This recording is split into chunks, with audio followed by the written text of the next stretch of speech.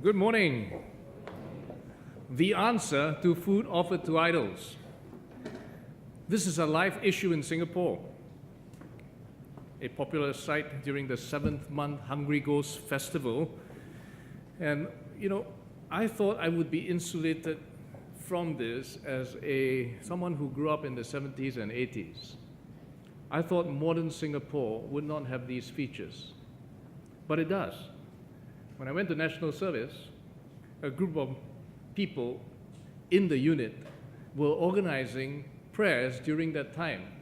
And everyone who wanted to, of course it wasn't compulsory, everyone wanted to contribute to that prayers, those rituals, those ceremonies. When I went out to work, in the last job I had before I became a pastor, we had men working at the yard.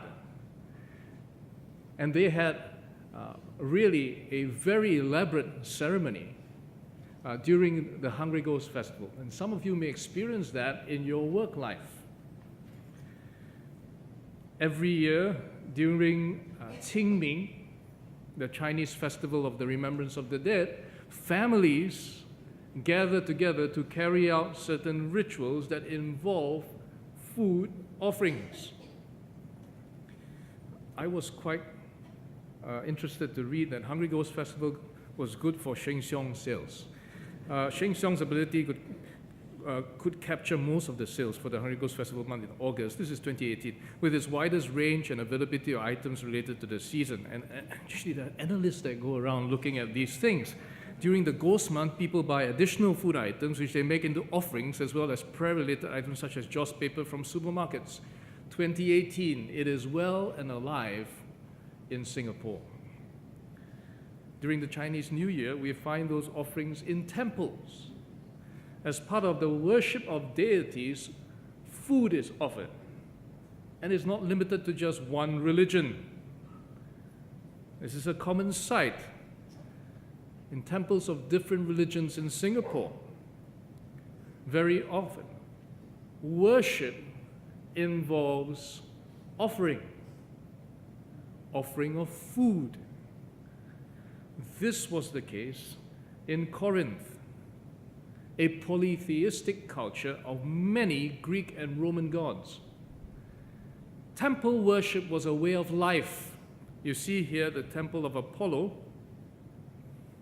a temple to the goddess Athena, and this is a very famous god. You know who this is? Yes, very good. God of the sea, Poseidon. Our naval divers have him as their champion. Chief god, worshipped in Corinth. Why? Because, they were by the sea. If you go to Corinth today, there is a famous Isthmus of Corinth, and the very narrow strip there has been carved out to be a canal. The Corinth Canal that connects the Gulf of Corinth with the Saronic Gulf, and it cuts through the narrow Isthmus of Corinth. I tell you this because not the Olympic Games, but the Isthmian Games, named after the area, was held in Corinth. It was held usually before the Olympic Games in honor of Poseidon. If you like, it was a warm-up selection trial to the Olympic Games. If you go to the area of ancient Corinth today, you will see the site of the Isthmian Games. And in these festivals, offerings would be made to gods. Archaeological finds include shallow plates and bowls that were used to accommodate small gifts, portions of food. These would be placed either on the altars, in the festivals, or in the temple. They might be the bloodless variety of sacrifices such as grain or first fruits like corn, grapes, or they could be animal sacrifices like goats, fish, cow, bull, lamb. The sacrificial act was accompanied by an enduring form of human festivity. It was, if you like, a communal banquet where people could eat and partake of the food and drink offered to the gods. It was so famous and widespread that idol and temple life was part of the social calendar. You find these inscriptions, albeit in later times, 1484, 1755, where the name of the god is used as an invitation to come and eat at a social occasion. My sons attend birthday parties. They usually go to either their friends' homes or McDonald's or whatever place today in Singapore that they host birthday parties. Well, at that time, in Corinth, it was common that temples were the place where such social gatherings were hosted. If you like, during Chinese New Year, we gather around, and the privilege to gather around with one very hospitable family last night, to lo hei, right? You go and it's a communal thing, it's a social activity, it's a time to get together. Temples were part of the social life of Corinthians, places where people got together to eat, and many temples actually had like kind of a restaurant or cafe area next to it. It's our equivalent, if you like, of the modern cafe, Starbucks, or coffee shop. The weather is extremely nice and cool, so under the shade of trees, the restaurants may operate in open air, just like a kitchen facility. My family had the privilege to be in that area and experience this nice lunch out in the open air. Imagine temples could use gardens or fields next to the temple and function as a restaurant very easily. Question, where would the meat or food come from? Well, they would be food first offered to idols, and there was plenty of it. And then the temple would use it to be served in social gatherings.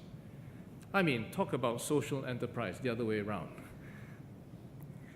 Idolatry and food were sacrificed to idols as a way of life. Now we can understand the Jerusalem Council's position on this issue. In Acts chapter 15, when the apostles gathered to decide this matter, where Gentiles were coming to Christ, their advice was that they should abstain from meats offered to idols. This is the subject that connects chapter 8, verse 1 to chapter 11, verse 1. Paul devotes a lot of ink, 3 chapters, to deal with this issue, and he does so not just in a single word, no. He could easily have taken that position. Jerusalem Council already said no. He didn't do that. Right from the time he introduced the issue concerning things offered unto idols, all the way the discussion goes through to chapter 10, because you see it again. I say that the things which the Gentiles sacrifice, they sacrifice to devils and not to God. I would not that you share fellowship with devils. You cannot drink the cup of the Lord and the cup of devils. You cannot be partakers of the Lord's table and of the table of devils. I mean, Paul is talking about the same topic throughout. When you read chapter 8, 9, and 10, remember that this is the same issue he's addressing. He makes this clear observation. Behind the idols is not music, is not handphones. Behind the idols are devils, evil spirits. He says you cannot be partaker of both the Lord's table and the table of devils. Now, surely that leaves us in no doubt that we do not participate in idolatry to the extent that we partake of the same table of food and cup of drink that was used to worship. Now, if the answer was so clear, why did Paul devote 3 chapters to teach about this issue? Here is the value of the Apostle Paul. He could easily have said, no. You know, parents often tell their children, no. But Paul tells us why. He goes to the principles so that we can apply these principles in our lives, so that the Corinthian Christians could adopt these principles for application beyond this issue, but certainly in application to this issue. We want to understand why. He introduces this subject with this observation. He says Christians have this knowledge. says we all have this knowledge. There is only one supreme God. In chapter 8, verses 4 to 6, he says, look, concerning this issue of eating those things that are offered in sacrifice unto idols, we know. An idol is nothing in this world. There is none other God but one. Yes, there are many that are called gods, whether in heaven or in earth. There will be many gods and many lords, and there were many Greek gods and many Roman gods. But to us, Christians, there is but one God, the Father of whom are all things, and we in him, and one Lord Jesus Christ, by whom are all things, and we by him.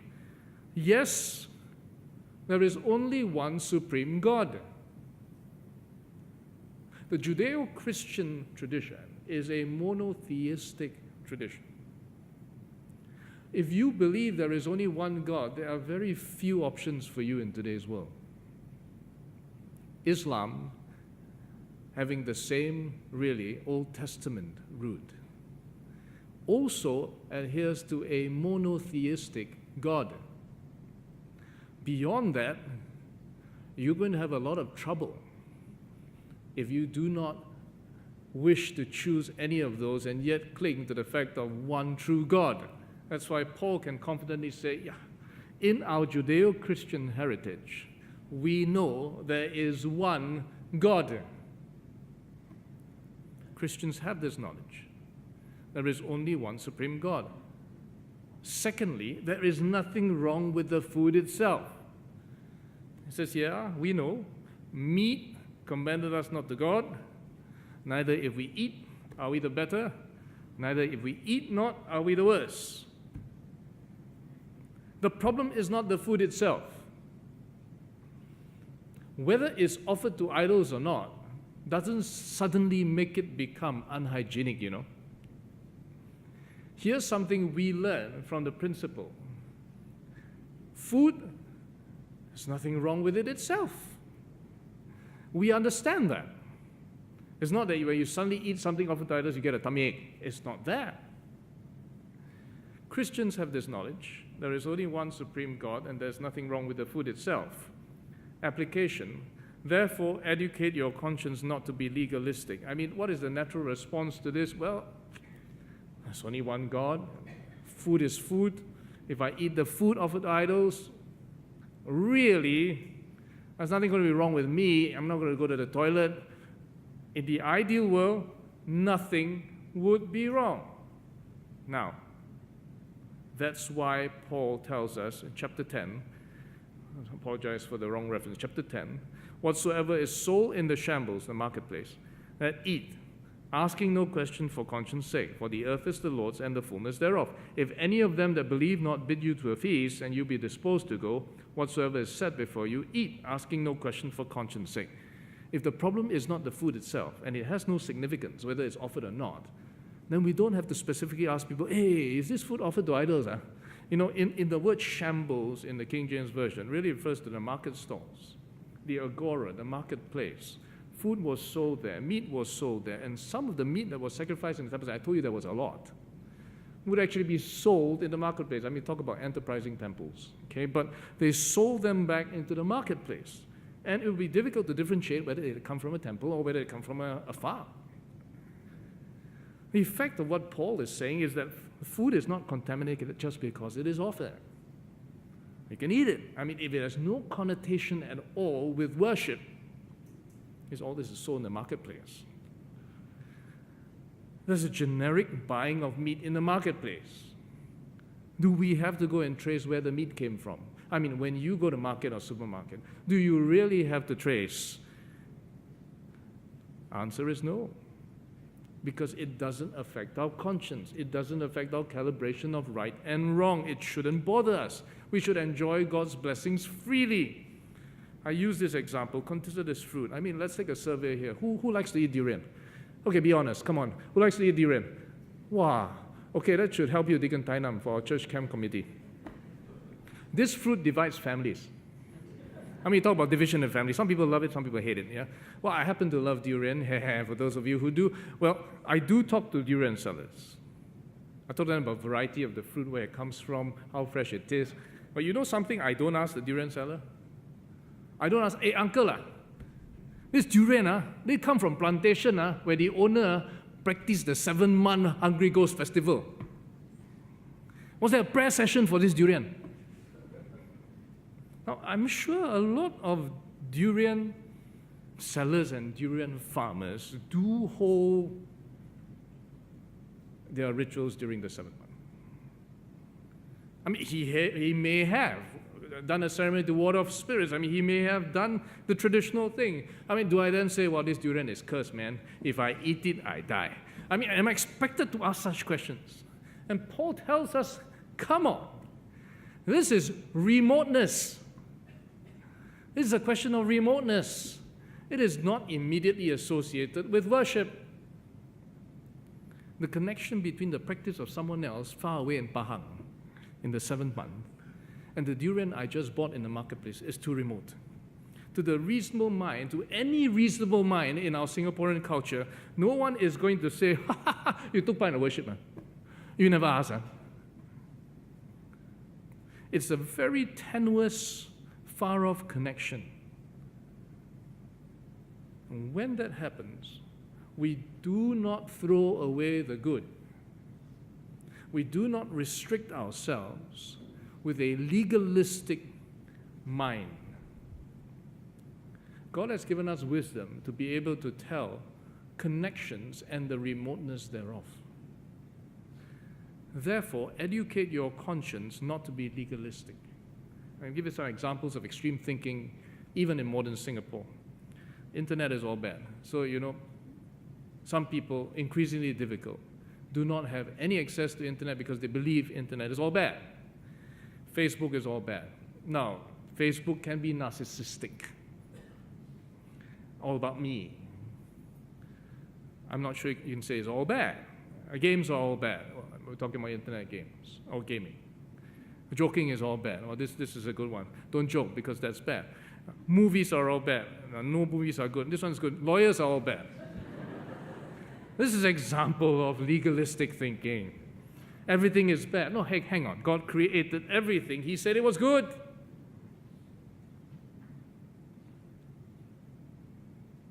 For the earth is the Lord's, and the fullness thereof. Psalm 24:1, which Paul quoted, reminds us that some Christians have good intentions, but they are in danger of becoming so negative, so reclusive, so legalistic, that do not realize that the original intention of God was to make us enjoy living in this good earth. Now, sin brought negative changes. We should be aware and avoid the sinful.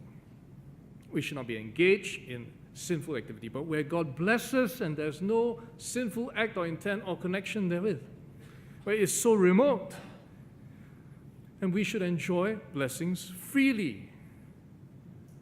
Psalm 24:1 was a passage used by Jewish rabbis to teach that a blessing must be said over every meal. This is a great practice. We even do that today as Christians. We thank God for food. I mean, why do we do that? Is that a ritual for us? It's kind of like, and the food becomes, somehow cleaner. No. The principle is to remember the blessing. The Chinese have a similar saying, 饮水思源. So you drink the water, you remember the source. God is the source of blessing. And God has blessed us so much, hasn't He? In Singapore, we are blessed. Do we not remember that this is a God of blessing? That the earth is the Lord and the fullness thereof. I mean, if He blessed you with a family, enjoy time with the family. There is no reason why we should refrain. If God blesses you with char kway teow, eat char kway teow, unless you have some health problems. Now, if you have some health problems, don't say, Pastor Joshua says I can eat anything. Please don't. Everyone is in a different calibration of context. But God clearly teaches us the principle that we should not overreact. Oh, this one cannot eat, that one cannot eat, anything cannot eat. That becomes paranoia. Educate your conscience not to be legalistic. Right up to here, you're all going to cheer, yeah, hey, everything is good, yeah, the earth is the Lord and fullness thereof. That's the introduction. That's not the main point. Paul's coming to his main point. What is it? His main point is that knowledge alone is insufficient. Love must guide the application of knowledge. Once again, knowledge alone is insufficient. Love must guide the application of knowledge. He introduces this topic this way. As concerning this subject, we know that we all have knowledge. The Greek has a significant tense, is the perfect infinitive. Why is it significant? Because it tantamounts to quoting a Corinthian slogan of having achieved knowledge, of having come to know. This was a popular slogan they had. Our modern Singapore version, I know already. It reveals an attitude problem. You know how often my own arrogant heart has just sat there where you sit and say, I know already. What else are you going to teach me? There's a struggle of arrogance, and here's an image that will help us. This is a nice fish with big eyes. But when it blows up, man, it's poisonous. It harms people if you eat it, unless you're a certain level of Japanese chef that knows how to get rid of the poison. The point is that knowledge alone, it blows us up, it puffs us up. But love builds up, love edifies. Knowledge alone is insufficient. Love must guide the application of our knowledge. He warns us, he warns the Corinthians, if any man thinks that he knows anything, he knows nothing yet as he ought to know. If you have this arrogant, I know already attitude, you can't apply it with love, you actually know nothing of what you ought to know. Contrast. But if any man love God, the same is known of him. If anyone loves God, he is known by God. There's a relationship of love, and you will bear the marks of that relationship because you, in your treatment of people around you, in the relationships God has given to you, you will reflect the relationship of love that God has with you, and you will display a God of love. You want to be known? You want to know? It involves the application of love. I put these 3 verses, which is his main point, in the pattern and outline that he constructed it. Paul is a very structured writer. He says knowledge puffs up, that's arrogance, but love builds up. He says parallel, if any man thinks that he has come to know, that's arrogance. He does not yet know as he ought to know. But if anyone loves God, he is known by God. There is a clear juxtaposition of pure knowledge versus someone who can exercise that in love. Principle, knowledge alone is insufficient. Love must guide the application of knowledge. Therefore, since love guides our application of knowledge, as applied to the answer to food offered to idols, if it causes my brother to sin, I won't eat. Paul says, howbeit there is not in every man that knowledge, the knowledge that there is only one God, and there's nothing wrong with the food. For some with conscience of the idol unto this hour eat it as a thing offered unto an idol, and their conscience being weak is defiled. The conscience, the calibration of right and wrong, and every man has it. Because the image of God was imprinted of man at creation. And yet, being marred by sin, it is not the exact conscience, the calibration of right and wrong that we should have, but there is some form of calibration. Whether you're a believer or non-believer, you do calibrate something that's right and wrong in your life. The person that does not have the knowledge that there is only one God and really the food doesn't really matter, he's thinking that you are eating this food as part of the worship of the idol. That's what he's thinking. His conscience is calibrated because of the context he's in. I mean, he is in an idol-worshipping society. And that conscience being weak is defiled. You're going to make it unclear and dirty and muddy even further. You're going to mar that conscience even further from the image of God. Meat is not the problem. Meat doesn't bring us closer to God or further away from God. But take heed, lest by any means this liberty of yours becomes a stumbling block to them that are weak.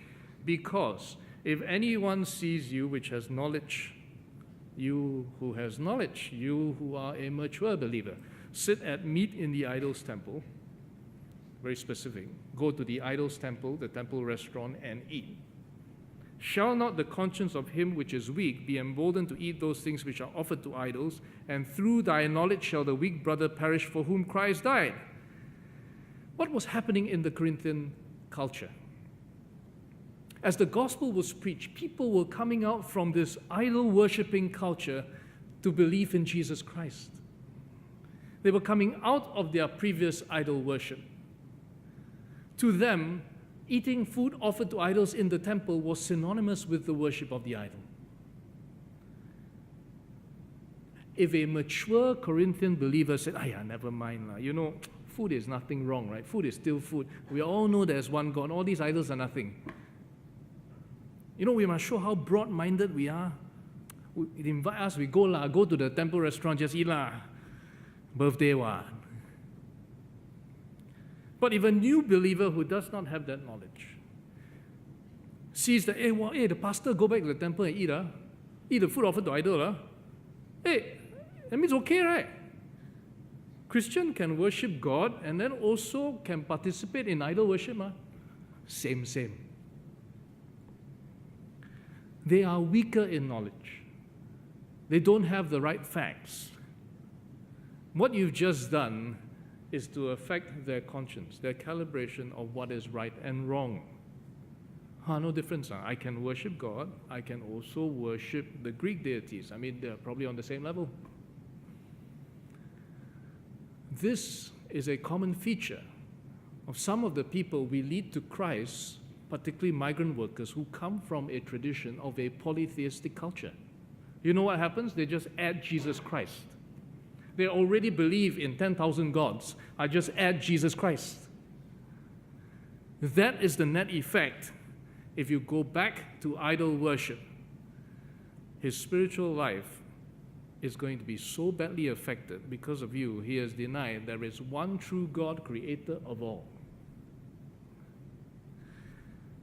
When you sin against brethren like this, you wound their weak conscience. They're coming out of idol worship. They don't even know what's right and wrong, and you wound it. You sin against Christ. Paul is saying, look, you better treat this seriously. This is not a demonstration of how broad-minded you are. If meat makes my brother to offend, I will eat no flesh while the world stands, lest I bring my brother to offense. This is very powerful. Paul is making it very clear. He says, look, you better consider your impact on your brother. Take note, this verse has often been misapplied. I will eat no flesh while the world stands, lest I make my brother to offend. Not that I make my brother to be offended. There is a big difference between causing my brother to offend and causing him to be offended. People can be offended at many things. Some people think I should wear a black suit and white shirt and a black tie every week. My wife thinks I look like I'm conducting a funeral. Now, no one has said this, but if someone says, Pastor, I'm offended. You don't wear a black suit and white shirt every Sunday. I say, brother, educate your conscience not to be legalistic. Right? There's no reason for you to be offended. You say, Pastor, well, there's a fine line, is it, between causing my brother to offend, to sin, or offending a brother. Wonderful. Come next week, and we will discuss this issue fully because he covers this in chapter 9. There is a fine line. How do we tell the difference? Love guides our application of knowledge. If it causes my brother to sin, I won't eat. All things are lawful for me, but all things are not expedient. All things are lawful for me, but all things edify not. Not everything builds up. Let no man seek his own, but every man another's wealth. Love should guide our application of knowledge. If it causes my brother to sin, I won't eat. Then, if it causes unbelievers to misunderstand, I won't eat. Chapter 10, he gives another example. If any of them that believe not, this is unbeliever, bid you to a feast, and you want to go, whatsoever is set before you, eat. Don't ask any question for conscience sake. But if any man say unto you that is offered sacrifice unto idols, this is offered in sacrifice to idols, then don't eat for his sake.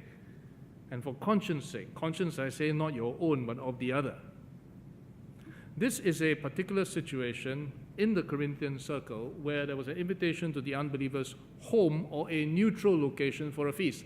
He's just told you, don't go back to the temple, don't go back to the temple restaurant, so it can't be a reference to that.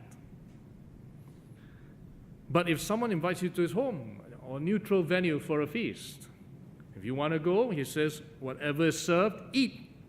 There's no indication it's associated with idol worship. But don't eat if you're told it is part of idol worship. Why? Reason.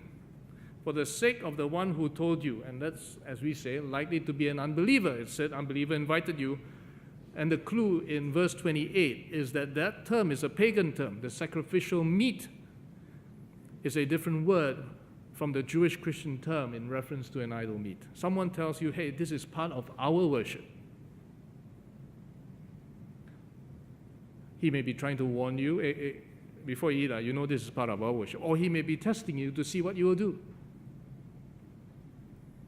The moral impression, the conscience of this non-Christian that, hey, this meat has still got something to do with the idols. You know, there's a real connection in his mind that this was offered to my idol, or this was offered to some idol. Well, then for his sake, don't eat it. This is an issue of your testimony and the strengthening of the conscience of someone else. He thinks Christians are different, or he's testing you to check if Christians are different. He needs affirmation there is a difference, that Christians do not worship idols.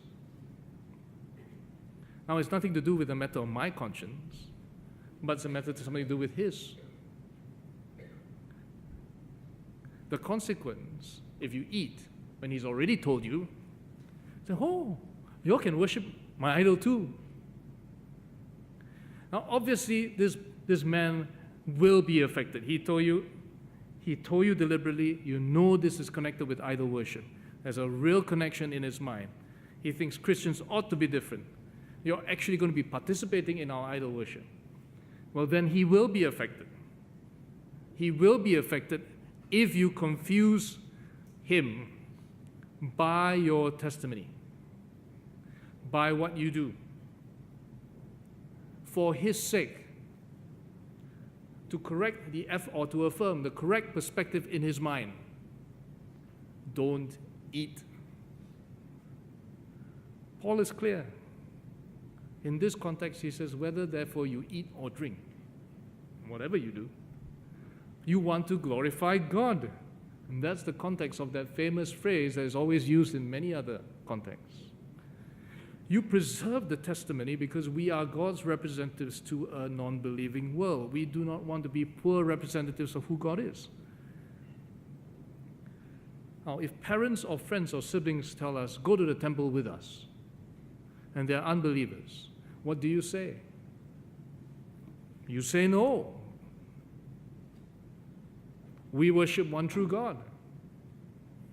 If your parents say, let's go eat at your brother's house, is there anything wrong with eating at my brother's house? No, I go. And whatever is served there, I eat. My parents say, hey, this month is 7 months. You know, right, this food is offered to idols. You know there's nothing wrong with the food. It's made by God, the earth is the Lord, and the fullness thereof. There's only one true God, but for their sake, because they have highlighted this aspect to you, and they expect a difference. Why else would they highlight this to you? Then for their sake, for their calibration of right and wrong, for their affirmation that you believe in one true God and not participate in idol worship, don't eat. We struggle sometimes in multiracial, multi-religious Singapore. We must be careful that becoming a believer doesn't equate to abandoning our culture or good traditions of it. Becoming a believer doesn't mean we suddenly become less Chinese or less Indian or less Malay or less Eurasian. The point is some traditions are good. I think it is great to have a Lunar New Year reunion dinner where we remember the blessings of God on our family, and it can be celebrated by both believers and non-believers, where we are thankful for family. I think it's good to wish blessings upon others. We wish God's blessings, not good luck. You know, when we give ang pao, we say, God bless you. We don't say, good luck, good luck. When we give jizi, we give oranges, we say, God bless you. We give a tract with it. The greatest blessing of all comes from God. We think about why we do what we do, and we portray what we do, which is associated with our culture, in an appropriate manner. And we make it as obvious as we can. Many times in marriage preparation, we go through this with people who come from non-Christian homes. They ask, Pastor, we're going to have tea ceremonies.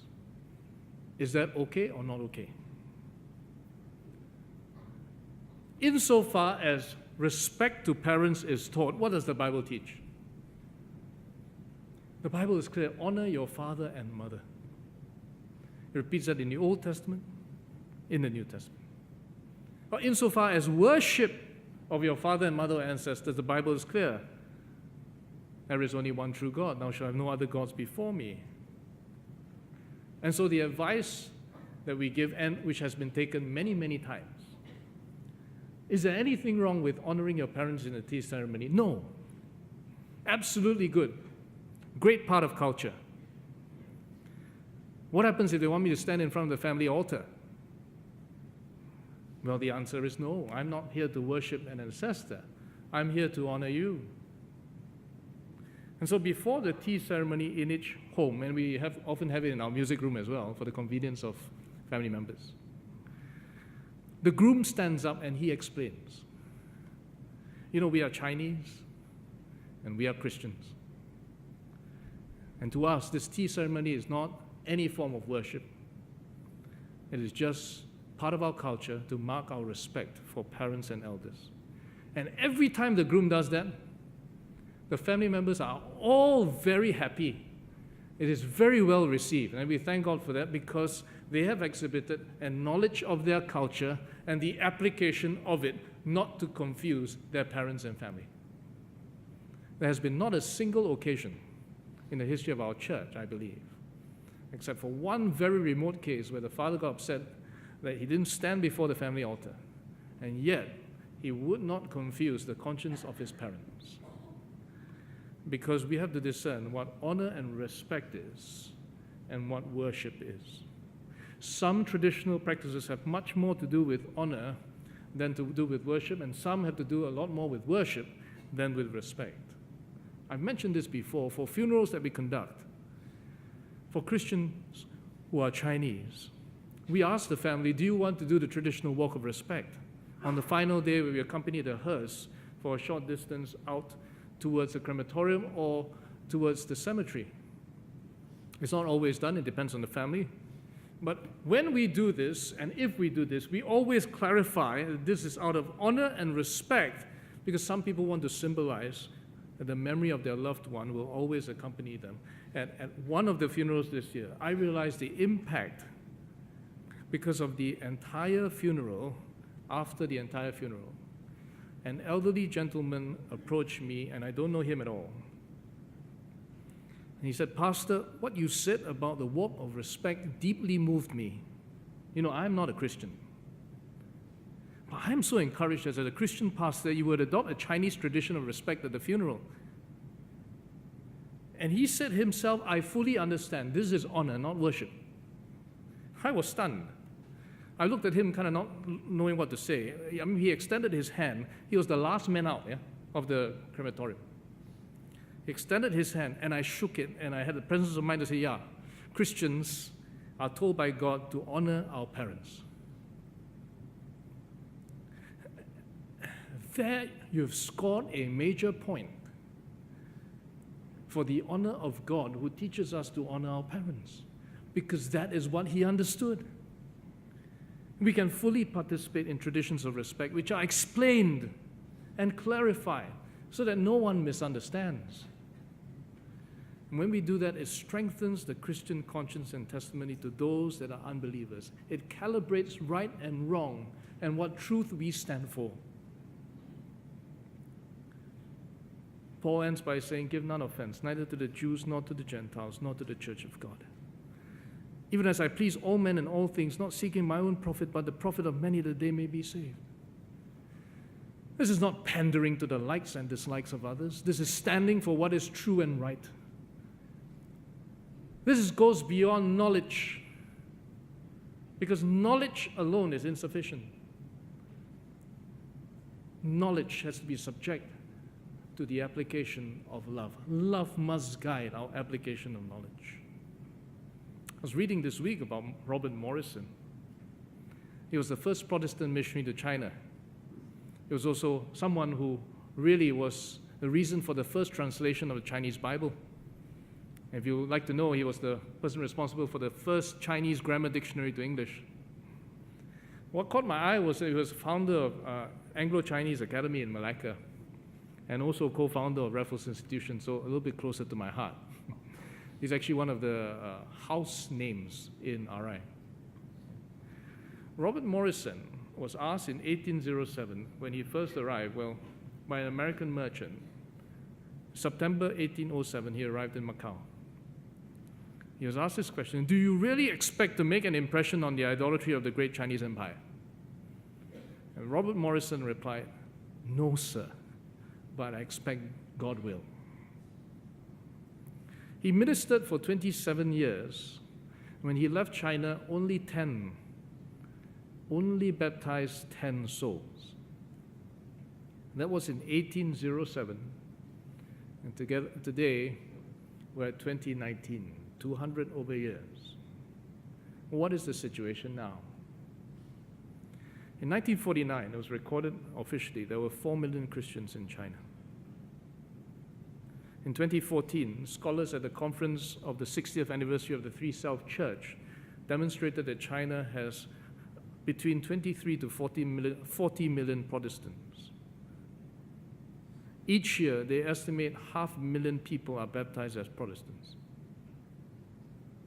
I say this so that I remind myself and hopefully remind you that God is still at work today in many cultures which have a long history of idol worship. He's still working in our region of Asia. He's still certainly working in Singapore, and we must do our part. Because the answer to food offered to idols is that Christians have this knowledge that there's only one supreme God, and there's nothing wrong with the food itself. But love must guide our application of knowledge. And if it causes my brother to sin, I will not eat. If it causes unbelievers to misunderstand, I will not eat. That is the answer to food offered to idols. Let us pray. Our Father in heaven, how grateful we are for the instruction given by Paul, calibrated to address the why. It was not just a plain no, which we assume coming out from Acts 15, but explained. A principle that is applied not just in this issue, but in many aspects of culture. Because the answer is that although Christians have a great deal more knowledge, we must let love guide the application of this knowledge. Thank you for being at work in idol-worshipping cultures like ours, rescuing us from the darkness of sin into the marvelous light of your dear Son. Thank you that you're continually at work. Help us then to truly represent you. In Jesus' name we pray. Amen.